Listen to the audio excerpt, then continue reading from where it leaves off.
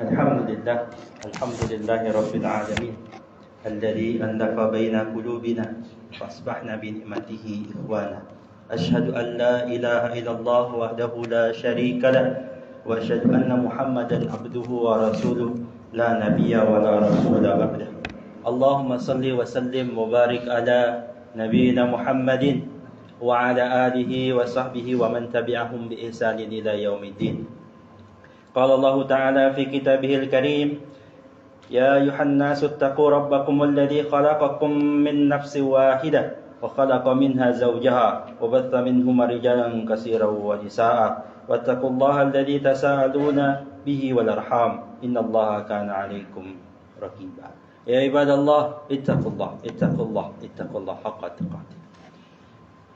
Masyarul muslimin rahimani wa rahimakumullah. Syukur kita kepada Allah dengan segala nikmat yang Allah berikan kepada kita.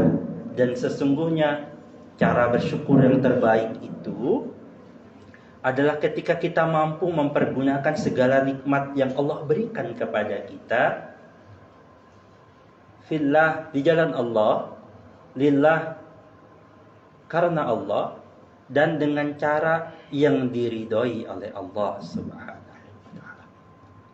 Selawat dan salam tak lupa kita haturkan kepada qudwah hasanah kita Nabi Muhammad sallallahu alaihi wasallam beserta keluarganya, para sahabatnya dan para pengikutnya. Dan kita selalu berdoa semoga kita adalah bagian dari orang-orang yang mengikuti Nabi Muhammad sallallahu alaihi wasallam. Kata Allah berfirman dalam Al-Qur'an, in kuntum tuhibbunallah fattabi'uni. Qul, katakan wahai Muhammad, in kuntum tuhibbunallah fattabi'uni. Jika kalian mencintai Allah, ikuti aku. Mudah-mudahan kita bagian dari orang-orang yang mengikuti itu. Amin ya rabbal alamin. Maka di kesempatan ini, yang pertama, hadirin sekalian, saya ingin mengajak kepada kita untuk terus meningkatkan iman dan takwa kita kepada Allah. Sungguh ada seseorang, kata Nabi, yang beramal amalan ahli surga, hingga jaraknya dengan surga itu begitu dekat, tapi akhir hidupnya bicara yang lain. Allah tetapkan padanya, takdir padanya, ia beramal amalan ahli neraka, fayadkhulaha, lalu ia masuk ke dalam neraka itu. Sebaliknya, ada orang yang selama hidupnya itu beramal amalan ahli neraka, hingga jaraknya dengan neraka itu begitu dekat. Tapi sungguh Allah menakdirkannya di akhir hidupnya ia beramal amalan ahli surga, fayadkhulaha, maka ia masuk ke dalam surga itu. Hadirin jamaah Jumat rahimakumullah, izinkan pada kesempatan ini saya membacakan satu hadis qudsi. Hadis qudsi berarti maknanya dari Allah, tapi lafaz itu dari Nabi Muhammad sallallahu alaihi wasallam. Sa'ala Musa bertanya kepada Rabb-nya tentang 7 perkara. Dari 7 perkara itu 6, Nabi Musa itu berharap, diceritakan oleh Nabi Muhammad sallallahu alaihi wasallam, Nabi Musa itu berharap 6 itu jawabannya dia. Nabi Musa bertanya kepada Allah, kira-kira harapannya mudah-mudahan yang dijawab itu engkau Musa. Kira-kira begitu. Ada satu yang ke-7, Nabi Musa tidak ingin dijawab jawabannya engkau. Apa pertanyaan itu? Musa bertanya, Ya Rabb, siapakah hambamu yang paling bertakwa? Allah menjawab. Musa mendengarkan, berharap dijawab engkau wahai Musa. Tapi apa jawaban Allah?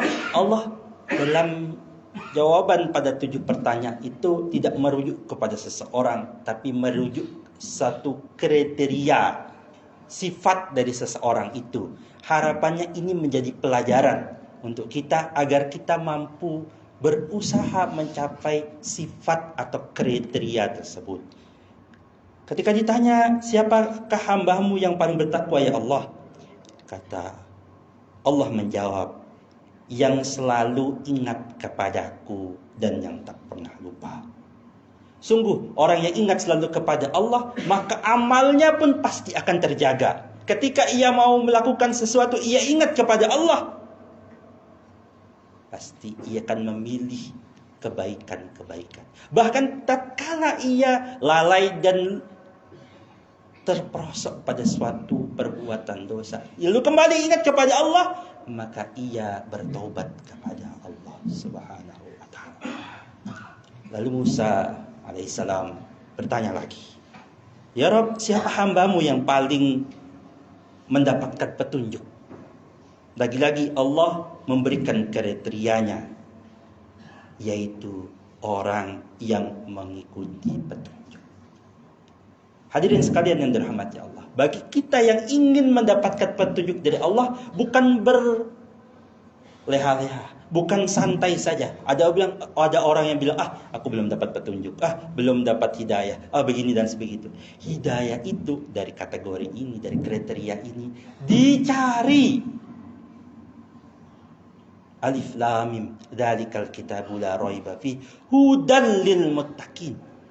Alkitab itu petunjuk bagi orang yang bertakwa. Orang bertakwa itu orang yang sudah beramal, ia bekerja, berupaya untuk mendapatkan petunjuk itu.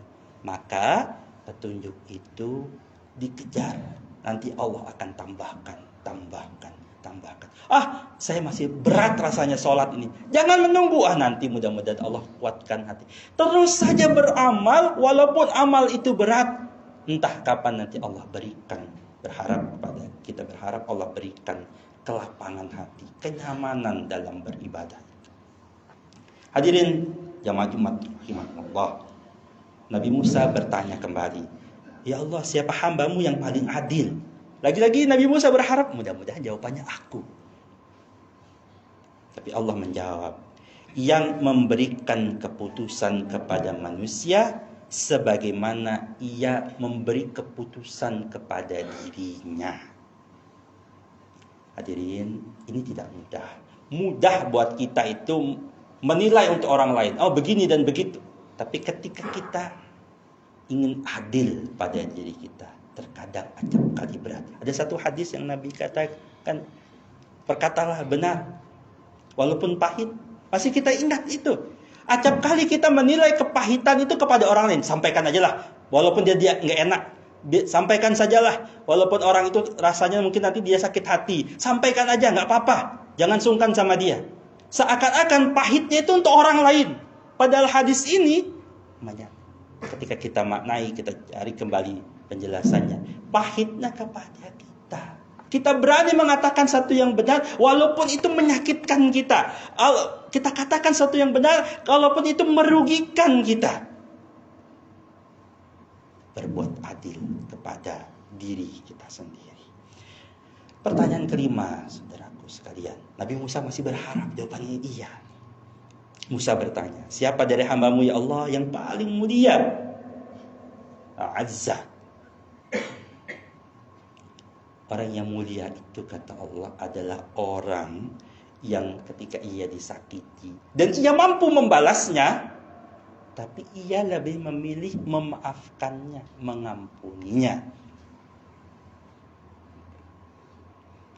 Berat memang pada diri kita. Tatkala kita rasanya, dia telah menyakiti hatiku, dia telah berbuat zalim dengan aku, akan kubalas. Walaupun cara membalas itu dengan cara yang benar.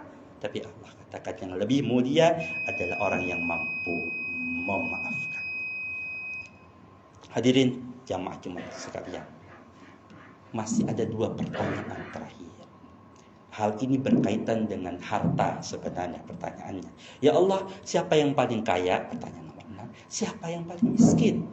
Nabi Musa berharap iya mungkin dijawab yang kaya, tapi tidak berharap dikatakan sebagai yang miskin. Tapi perhatikan jawaban yang diberikan oleh Allah Subhanahu wa taala. Jadi pelajaran buat kita terkait dengan kaya dan miskin. Ketika ditanya tentang siapa yang kaya, Allah jawab, orang yang ridha atas yang diberikan kepadanya. Dan orang yang miskin itu yang bagaimana? Orang yang merasa serba kekurangan. Hadirin sekalian, Allah tidak bicara tentang berapa banyak yang nikmat yang diberikan. Allah bicara tentang bagaimana seseorang itu menyikapi apa yang diberikan oleh Allah Subhanahu wa taala. Maka orang yang kaya adalah orang yang ridho apapun, sebanyak apapun, sedikit apapun yang Allah berikan padanya. Sebaliknya, orang yang miskin mungkin hartanya banyak, mobilnya banyak, rumahnya banyak di mana-mana, hartanya melimpah, tapi kalau ia masih terus merasa kekurangan, ia rakus, ia maruk, maka sesungguhnya itulah orang-orang yang fakir, yang miskin.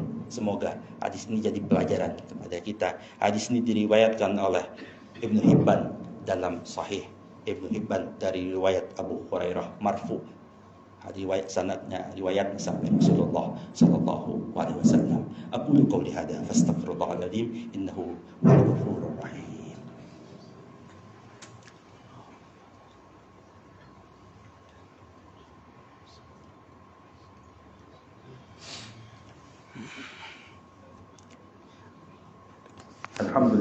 Alhamdulillahi rabbil alamin walladzi arsala rasulahu bil huda wa dinil haqq liyuzhirahu 'ala ad-dini kullih wa kafa billahi shahida.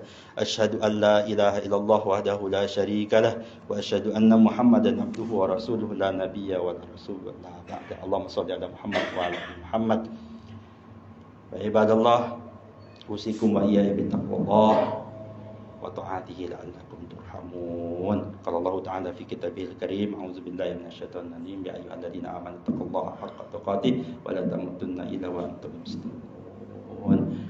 وقال أيضا إن الله وملائكته يصلون على النبي يا أيها الذين آمنوا صلوا عليه وسلموا تسليما. اللهم صل على محمد وعلى آل محمد كما صليت على إبراهيم وعلى آل إبراهيم وبارك على محمد وعلى آل محمد كما باركت على إبراهيم وعلى آل إبراهيم في العالمين إنك حميد مجيد. اللهم اغفر للمسلمين والمسلمات والمؤمنين والمؤمنات الأحياء منهم والأموات.